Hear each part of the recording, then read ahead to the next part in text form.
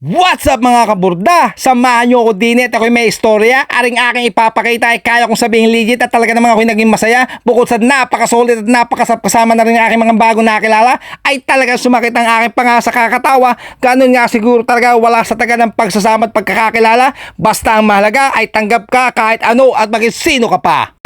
What's up, mga kabudaw? Bali Garne, ikukwento ko sa inyo ang mga pangyayari mula sa pinakamaliit hanggang sa sunod-sunod na mga detalye. Ay kita nyo gare, di ni kami nagpatibuhan ni Brother Box TV ay sa pagkakalaki ng kanyang dawa, isang malita, ay sa tingin nyo gaya, abot kaming dalawa kung doon kami magmumula sa lipa.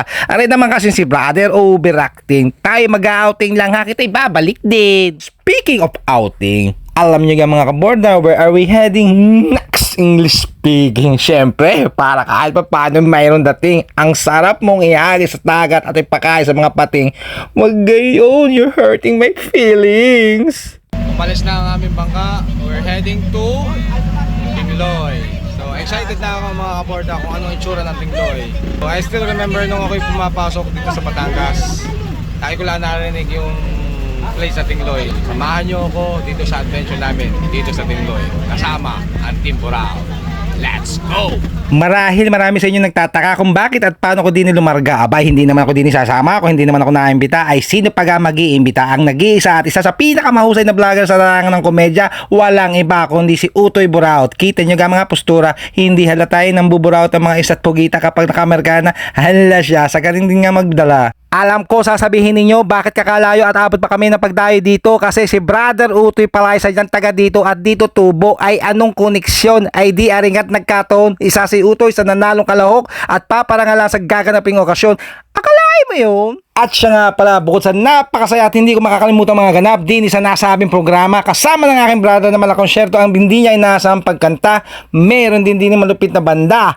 Grabe, super happy kahit inabot na ako ng hating gabi. Ari nga pala ay 76 founding anniversary at ngayon pang Mayo 15 ang sadyang pista dine. Bali nakaapat na araw at 3 gabing tulog kami dine. At sa tinagal-tagal ng panahon nga ngayon lang ulit ako nakapag-campaign. Alam nyo ga ang masarap sa feeling, yung wala kang ibang nakikita sa dilim kundi yung lingas ng apoy ng kaya at yung mga kislap ng mga bituin sa kalangitan na nagniningning. At pag sumapit ang morning ay ano garang gagawin? Magpasalamat sa itaas at ikay buhay at nagising. Yan ang tunay na blessing. Bossing, ako kaya ipahiramin mo muna niyan at mga testing. Wag na pala at ako na lang lulublo at magsuswimming. Baka yung aking masira pa ay wala akong pambayad ni isang singkunduling. Ay siya, sumarap na at nag-request pa isang araw na hiling. Anong ibig mong sabihin? Another shot ng gin. Joke only. Sadya lang bitin at talaga namang maluwag sa aming kalooban at sarap lang damin sa aming mga damdamin. At sadyang ang Tingloy ay madali kang mahuhumali at habang tumatagal, ikay maaakit at mapapalapit at walang pilit mong mamahalin.